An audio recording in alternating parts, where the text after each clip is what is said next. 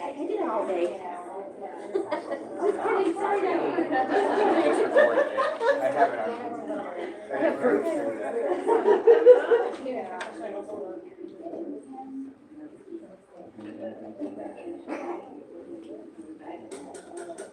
You need your gavel. I know, I don't know where that is.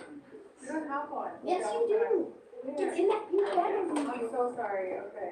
Okay, we'll have it for next time. As you can tell, we're new. Yeah, we're very new. So welcome everybody, and hopefully people online can hear and see us. Thank you for joining us for our first PTO meeting of the year. Can't believe it's already September. I think that's a month in. So my name is Alyssa Cho. I'm one of the co-presidents. I am Fatima Zapata, and my two kids are back there. I have a third grader and a second grader. And I have a first grader, Peggy, and also a preschooler who's at the Early Childhood Center. And maybe the board members who are here and going to present, if you guys can just quickly introduce yourselves before your section, that would be awesome.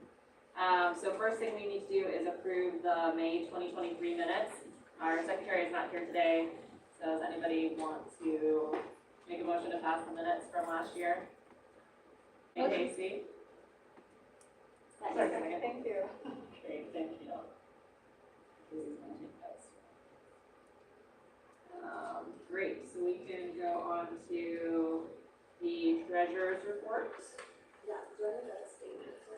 Maybe you should come stand up here because I think the commissioner. You can walk us. Yeah. No problem. Hey, nice to meet everybody. I'm Rebecca, Valencia, and I have a second grader, Luca. So I'll be the PTO treasurer this year. This obviously is our first meeting of the year, so there's not a lot of activity to report. So just wanted to give some background information for new people, so you know what to expect. The monies that we raise that PTO will use. So the PTO operates on July 1st to June 30th reporting calendar. So each month we'll provide a copy of the prior month's financial statements and comment on any material activities so you have awareness around where your funds are being spent. We did include the July financials, including the balance sheet, the income statement, and the budget to actual in the materials for the people in the room. And is that posted online? Somewhere for people who don't attend? Yeah, the minutes will be on. Okay, it'll be posted with the minutes if you care to look for the people who are online. Like I mentioned, given the limited activity so far this year, I'm really just gonna talk about what we use our budget for. So the general budget, there's a file that you have if you're in the room. The general budget for this year has been approved at $28,900. And the revenue for the general budget is largely comes from our Shorthorn Spirit campaign, which will be kicking off shortly. The Dine Out events and the Spirit Wear sales make up a majority of the revenue that we use for the general budget. And the general budget is used to support numerous activities that really make Claymont a fun and exciting place for your kids to be. So, like I mentioned, included in there is our budget. I'm just going to talk through a couple of things that are on there for awareness. Like I said, for newer people who may not know what your donations go towards. So if you look at the budget, just kind of starting at the top, the funds that we raise help support the Abilities Awareness Day. A big one is the Art Partners, which is a week-long arts focused program towards the end of the year. It also provides supplies for our beautification committee, who keep the outside green spaces looking great around here. We have donations and Claymont assistance We also help with the 5th grade week, which is kind of the culmination of the end of the year activities for the 5th graders before they go on to middle school. We put on the fun and fitness at the end of the year. We help run the Girls on the Run, support the Girls on the Run program. Red Ribbon Week, doing drug-free education. A large portion of our budget goes to the classroom parent fund. So a big plug for that. We are still looking for classroom parents for a large majority of our classes. So be sure to check out the membership toolkit if you're interested in volunteering for that. We also help support the STEM or Around the World Night. It also helps pay for the membership directory, so the membership toolkit app that we use to keep in touch with all things PTO, as well as the talent show. And we also do a lot of resources for our amazing staff here at Claymont, including around the year staff appreciation activities like providing meals at the holidays, helping stock the staff room, as well as providing gift cards for back to school so they can use that for any resources that they need for their room. Kind of pulling up the end down here is the trunk or treat. We help fund the trunk or treat. We provide t-shirts for all incoming kindergartners and new Claymont students, as well as a few miscellaneous things in there that I didn't cover. The other thing that we do have is a special projects fund, and that special projects fund is funded by the trivia night and family night. And we use that to do a couple different things. One, something new this year will be teacher grants, which we're going to talk about in a little bit, as well as special projects around Claymont. So we work with Dr. Birch and Mrs. Harms to identify special needs around the school, and we raise money for that through family night and trivia night. So some examples of that are the outdoor classroom that we put in this summer, the cubbies that were kind of a multi-year project, the soccer goals that got installed over the summer from donations last year. So if there's any questions, I can answer it now. And then going forward, we'll provide more details on where we've spent the money throughout the year. Any questions on the budget?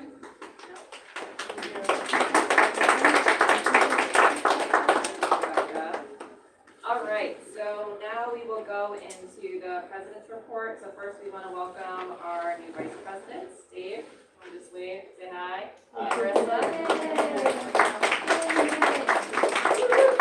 And Marissa just got here, so just introduce yourselves when you get to the vice president report.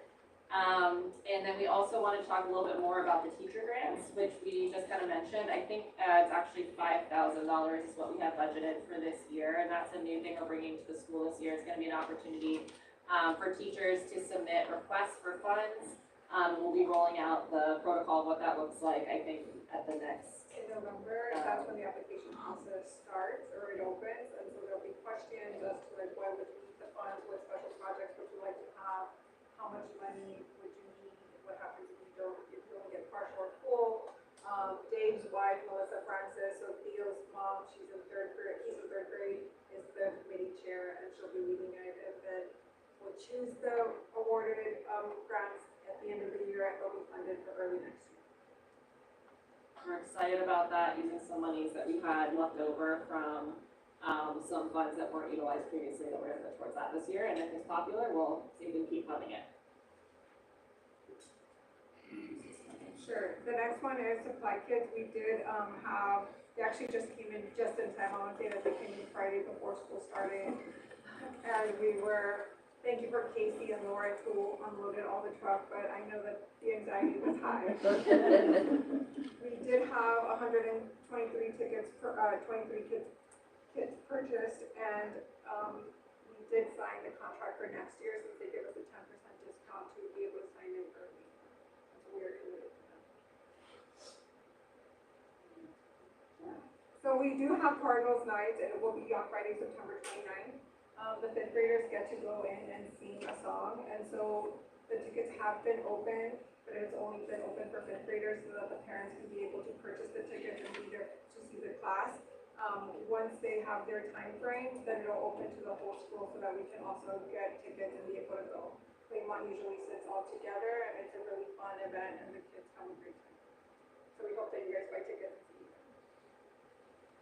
Awesome. We have Spiritware. We are actually looking for someone to take this over if anybody's interested. But in the meantime, Charity's going to continue helping us.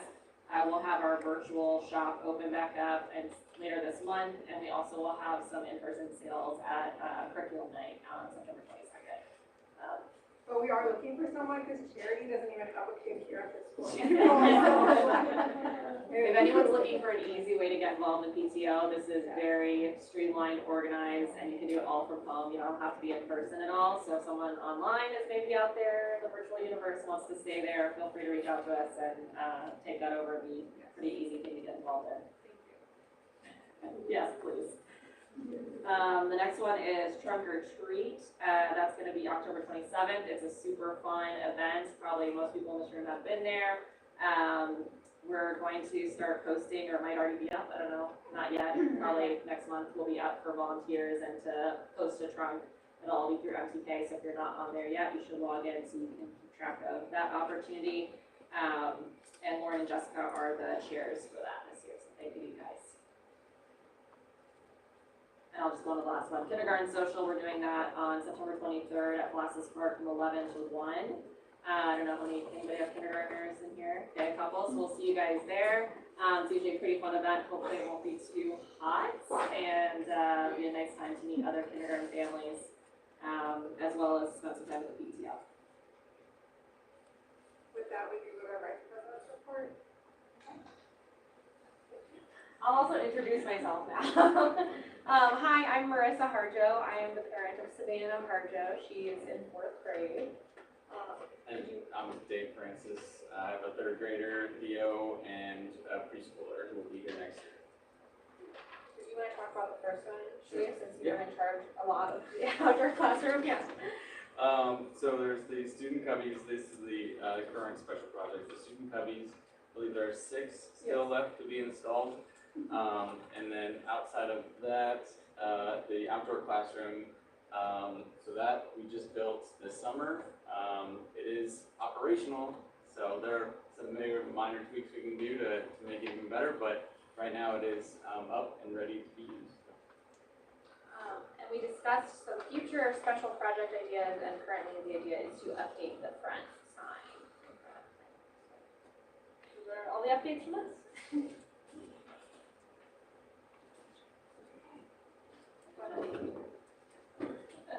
I know we're upping the ante this year. You have to like. I'm Jenny Smith. I have a 2nd grader, Corbin, here at Claymont. Kendra Baycott, I have a 5th grader, Lucy Baker. Last year. So a couple updates.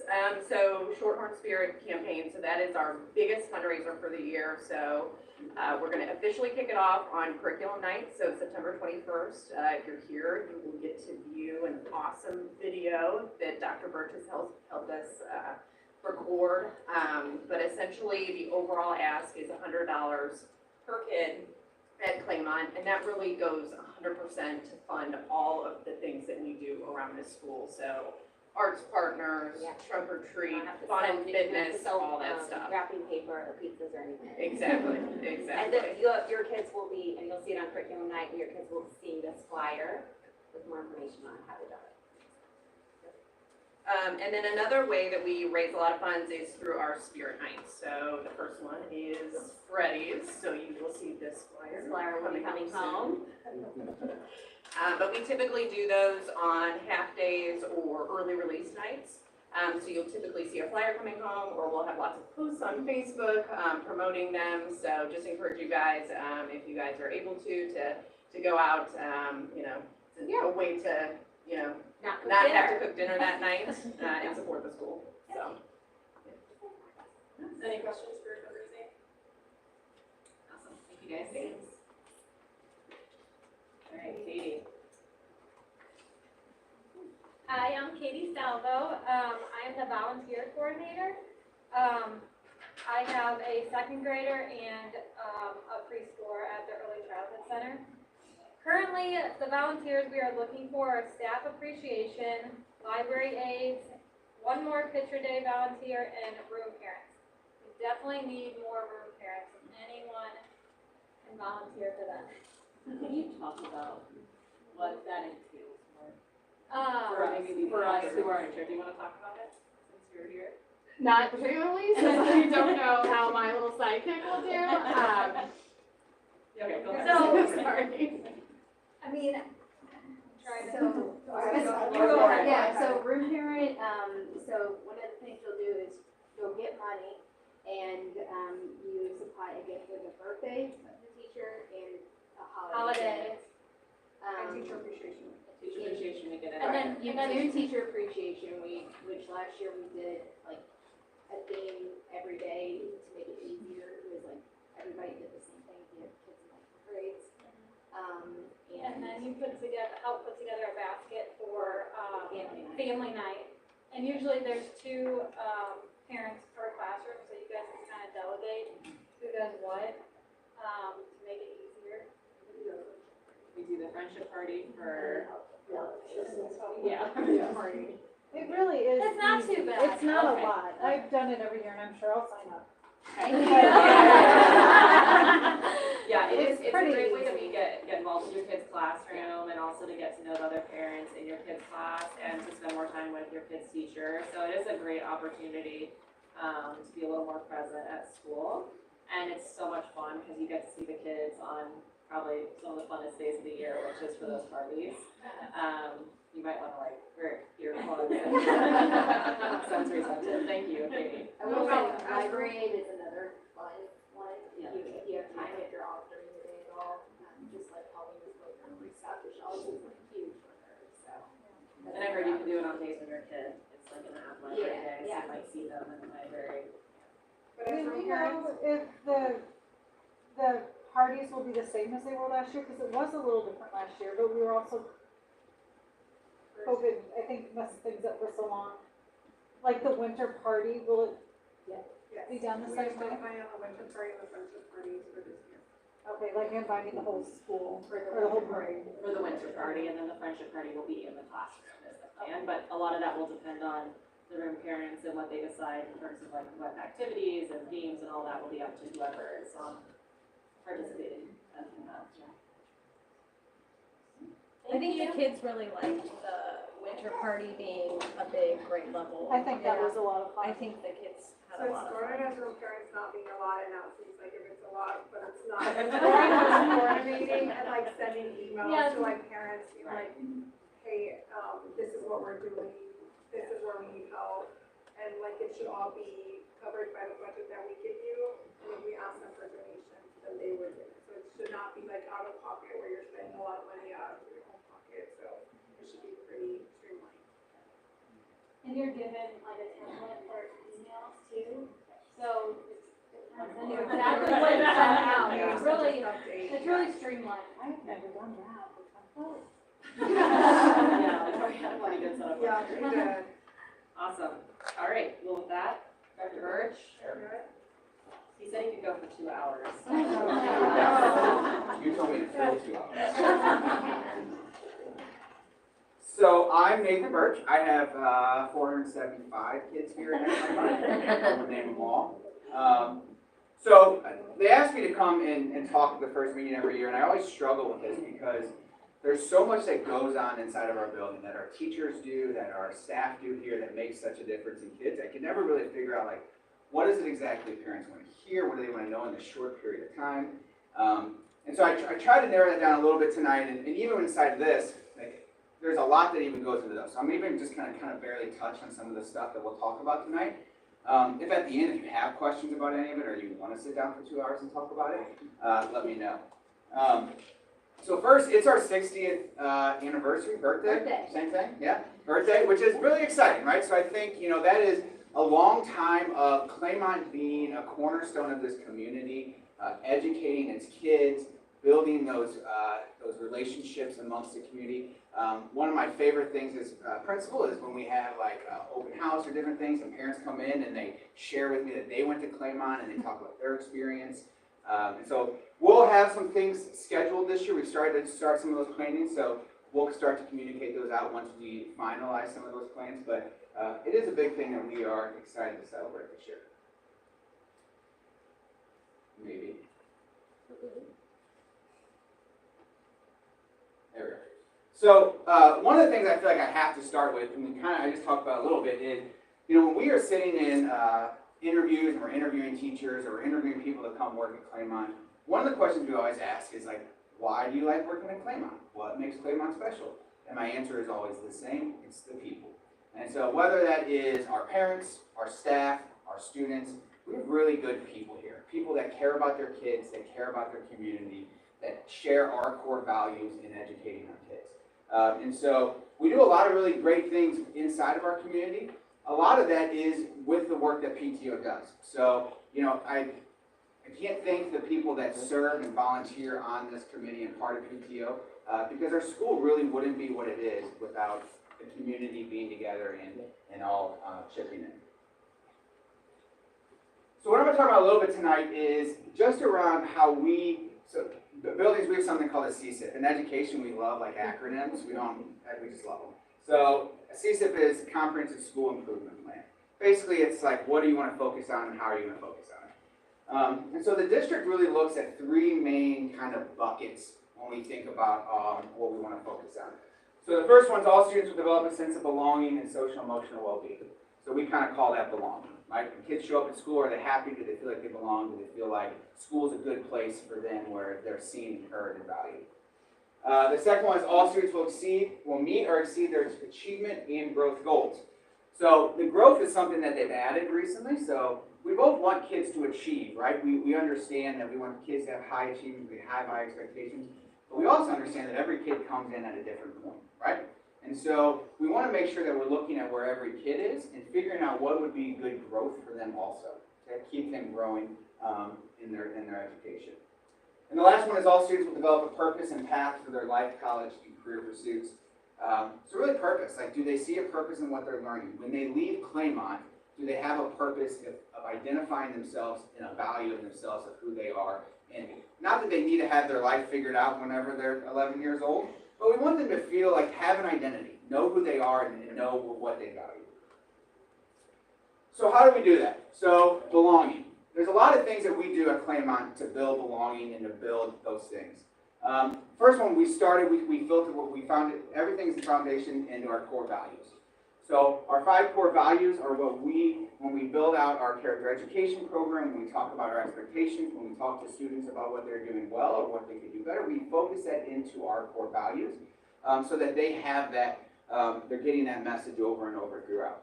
And the way we do that through our character education program and some other things. So there's 2 main components of our character education program as far as the whole school. And those usually take place in early release days. The first one's families. So those are cross grades. So K through 5, on our early release days, first thing in the morning, our families get together. And so kids from kindergarten through 5th grade get put in with a staff member. They stay in those families all the way through their time at Claymont. So last year was our first year doing that. So this will be year 2, and those families will stay together. The 5th graders move on, and kindergartners get added into those families. So it is adding those connections throughout the building beyond just in their classroom or grade room. And the other one is, and also on those days we have our assemblies. And through our assemblies, we get kids together, we celebrate students, we talk about core values. Our Kids Character Council, which will be here in October, also kind of help plan. They lead those assemblies, they plan the assemblies, they create the videos that go along with it. It's very student-driven inside of that. And then also character education lessons. So we have amazing teachers here, amazing counselors who are able to work with kids through their class meetings, through lessons inside of their classroom, counselor lessons, to help also continue to build those core values in our kids. Recognition, we look for ways to recognize kids who are doing a great job in many different ways. We talked about class meetings. Class meetings are the first 30 minutes of our day are set aside for classrooms to be able to sit down and have a class meeting. Those will look different in each grade and in each class, but the general purpose is to build community and belonging and give kids a chance to be together and talk through whether it's experiences they've had or messages for the week or around our core values. Other things we do, like Claymont Cares, every grade level has a service learning project that they do each year. That varies from year to year, but they take that on and they plan it, they do those different things, so you can look for those. multicultural night and abilities awareness, or where we bring people in that maybe students don't have exposure to different cultures or different abilities, and expose those to kids and help them kind of have a wider lens of the world. Some things that we're focusing on this year is a further implementation of restorative practices. So kind of the real Cliff Notes version of restorative practices is giving kids a chance to talk about what happened to them, how that made them feel, and what they need to fix that, right? All together, right? And so having those conversations as groups, and that's a really great skill to teach because it's hard for adults too sometimes to truly take responsibility and apologize and meaningfully apologize and have empathy to how that made somebody else feel. So that's something we continue to work on, of helping kids develop those skills. So one of the things that we also are doing here at Claymont is asking kids better questions about how their experience is at Claymont. Because we realize that there might be things, there's always things we can improve on. And so asking kids those questions about what is it that we can improve on, what is your experience like at Claymont? So then as we're making these plans, we have their voice as part of that. This is one that the district really is working on, is identifying a tool to be able to screen and monitor students who may need extra support. We have a whole lot of tools that I'll talk about in a second about academics. Like we can figure out where a student is on their reading, where they are in math. It's tougher to figure out like if a kid is struggling with emotional issues or struggling in different areas. Sometimes we can see that. Sometimes kids will show us, right? But there's also a lot of other kids that have needs that aren't as obvious, right? That we may not be able to look and see that kid every day and realize that. So the district, Parkway, is really looking at how do we make sure that we understand which kids need the support and how do we tell if what we're doing is working and helping them. And then last, like continuing to leverage like the amazing families that we have to build that community here at Claymont to feel connected and build on that. So achievement and growth. So really we focus on implementing research-based instructional practices. And that's a real fancy way of saying like we try to look and figure out what really works for kids and implement that. The tough part is there's a lot of things that work for kids, right? But it doesn't mean they work every year for the same kids all the time. So what our teachers are amazing at, I make the joke all the time, like I thought I was a really good teacher until I became principal, and then I got to really see really good teachers. Because our teachers blow my mind at the way that they can understand where a kid's at, what a kid needs, and be able to change their instruction and adjust their instruction to meet their needs. Our general kind of big overarching thing is we focus on mini lessons, so short 10, 15-minute lessons. We don't sit down and ask a kindergartner to listen to us talk for 45 minutes. Then we break up into allowing kids to have some independent practice while we meet with them in small groups to work on those skills. And as much as we can, we want that to be hands-on. We know that kids learn best whenever they're able to apply that to something in the real world. We continue to have the goal of like looking at what it is we're teaching and how do we make that relevant for kids. So our teachers last year did a lot of work of exploring and analyzing like the units that they teach and adjusting them so that it's not just using the paper and pencil resources or the digital resources, but how can we bring community members into our school? How can we create this as a project where kids are creating real things that they take ownership of? How can we get them out into the community to experience their learning also? Those are things that we still have. There's a lot of room where we can continue to grow, but teachers have done a lot of work of starting that work and doing some great things with that. Bringing in outside resources we talked about, and then connecting to that stuff. So what does that look like this year? What are some of our goals that we want to work on? So again in October, if you all want to come back in October, Carter Snow, who is our coordinator of testing and accountability in Parkway, will be here to talk about our new assessment tool. But essentially, we have brand new assessments here at Parkway. And the main reason behind that, or the advantage behind it, is the assessments we will take now are an adaptive assessment. And so it's called the NWA. It was in the Claymont call this past week. And what that allows us to do is, in the past, we would assess kids, if they were a third grader, we would sit them down and we would give them the test and would test them on third grade standards. And at the end of that, we would know, do they know third grade standards or not? But that's it, right? So if they didn't know third grade and they were a little bit below in some areas, or if they were beyond that, we didn't really have a good gauge of that based on that assessment. So this assessment will allow the questions will get easier and harder based on how they're answering them. So we get a clearer picture of really where kids are at in different areas. And then really it's looking at like how do we take that information then and apply interventions and help change our instruction to help students learn. So that's kind of like we take our assessments, and then from there, like our tier 1 is like what we teach everybody. Every kid gets tier 1. That's the first mini lesson. But some kids need a little bit more, right? Some kids we need to sit down and reteach and work in a small group. And that would be the tier 2. And then even a smaller group of kids that still may not sink in for them yet might need some more one-on-one or more intensive intervention. So that's our progress monitoring. If you hear that word, that's how we look at that information. We look how kids are learning and figure out how we can help and support them in their learning. Dr. Birch, I have a question. Yes? Does that replace MAP, or is MAP still? So great question. So I don't know if you may have seen, it was in the STL today, like right before school started, that Parkway was granted a waiver. And Carter could really talk about this, because Carter does all of it. But, so they were granted a waiver to start to create a plan to replace MAP testing. Okay. So the goal would be, I mean, the plan would be bigger than that, but this would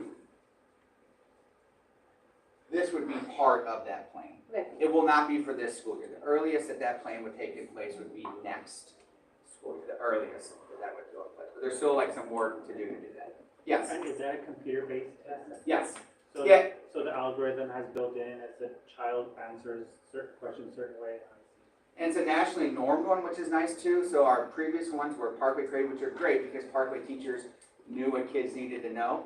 But this allows us to then compare how our students in Parkway or Claymont are doing against kids nationally as a nationally normed test. Will they all take it at the same time? Yes, so there's a window. There's about a 3 or 4 week window for each assessment. They take the benchmarks 3 times a year, the growth ones 3 times a year, and then there's also a reading fluency one that they take also 3 times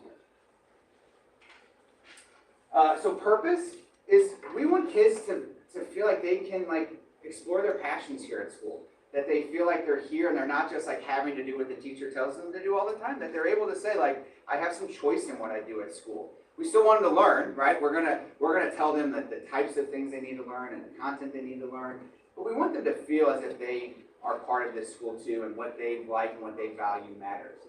So we do that in a lot of different ways. So last year we had 3rd grade clubs, which was, we kind of piloted that, where 3rd graders created clubs. We did it during their lunch recess time.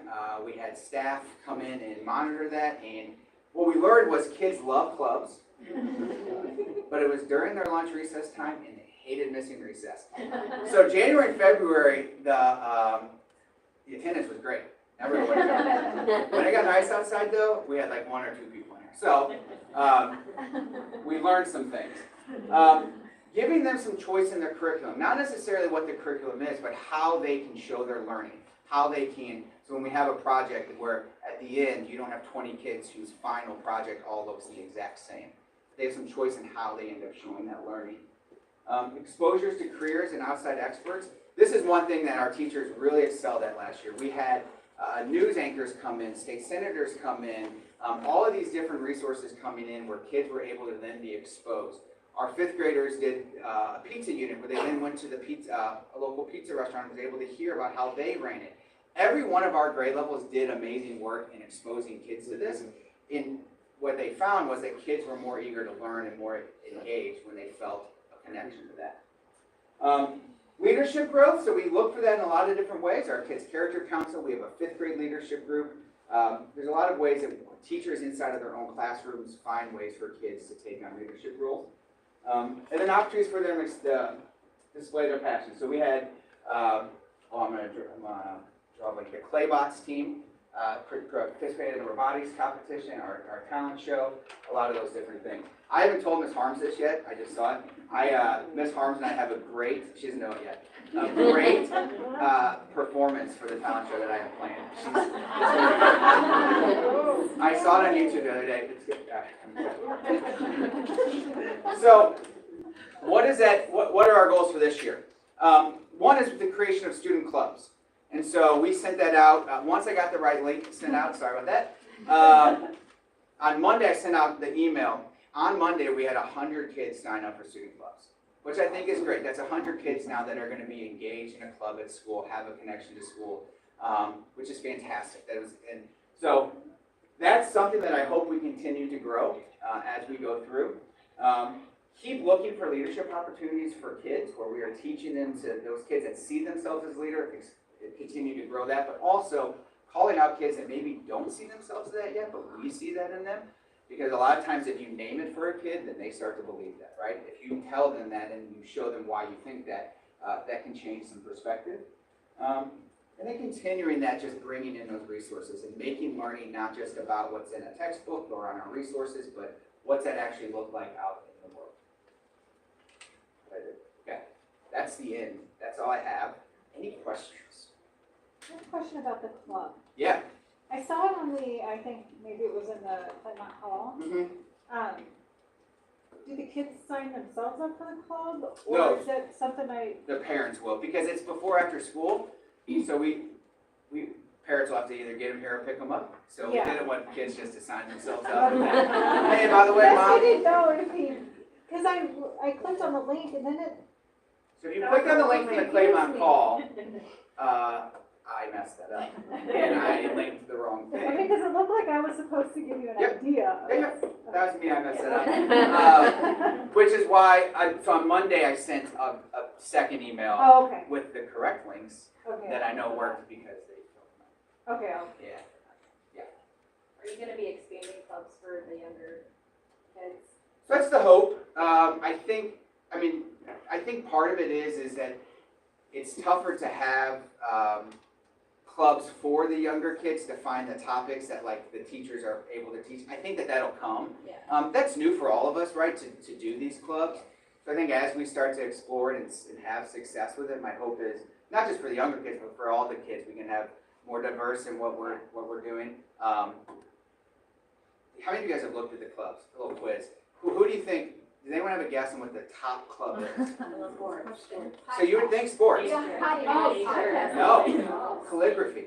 Calligraphy. I would never have guessed it. But so that's my point, is that we don't ever really know what the kids, I can guarantee you, if we were just making clubs that we thought kids would want, we probably wouldn't have picked calligraphy.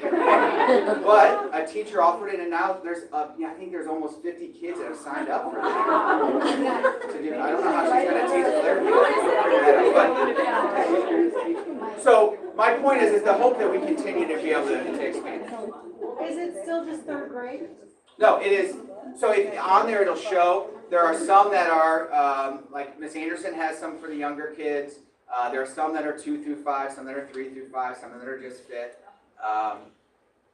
Some are before school, some are after school. Will they, it looks like most of them just went like in October, will they, a brand new? That's a good question. Every quarter, I plan on sending out an updated, here are the clubs that are running this quarter. More calligraphy. We have to join the club so that we can teach Yeah. them. So all the teachers are going to go to calligraphy club Saturday. Yes. Yeah. Or kids are in an adventure club and it's an after-school one. Do we need to facilitate like getting them to the club or? So that is a good question. So what we will do is once we get all of the signups in, what we're going to have is teachers that are running the clubs will email the parents, and for the after-school clubs, that'll be one of the things that they will include on there. Like if your kid needs to go to adventure club, let us know that. Yeah, because for the E-hours, if they go to adventure club, they just send them to the E-hour or whatever. And that'll actually be the same for morning clubs. If your Yeah. child's in an adventure club in the morning, the teacher may need to know to get them out of there, or at least have you tell the adventure club staff to let them go with it. That was pretty well. Yeah. I mean, Yeah. Okay. Thank you guys so much.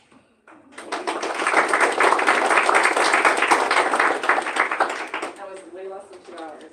Yeah. All right, so we are going to go through our upcoming days. We kind of covered most of them already, and Dr. Birch did a great job plugging our next month's general meeting. We are gonna have the Kids Character Council come and talk a little bit about that, and then we're also gonna have the coordinator of assessments. I think it'd be a great time. You wanna learn more about that topic too, and it's supposed to be time relevant, because maybe one of the first set of evaluations or assessments are happening. So hopefully you guys can join us.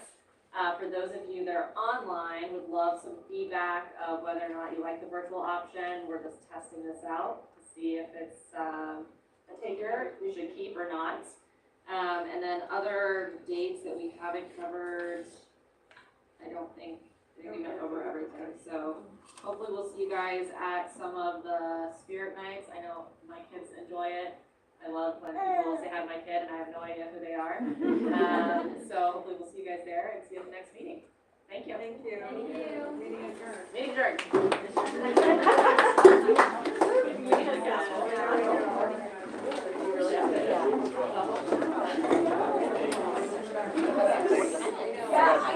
I got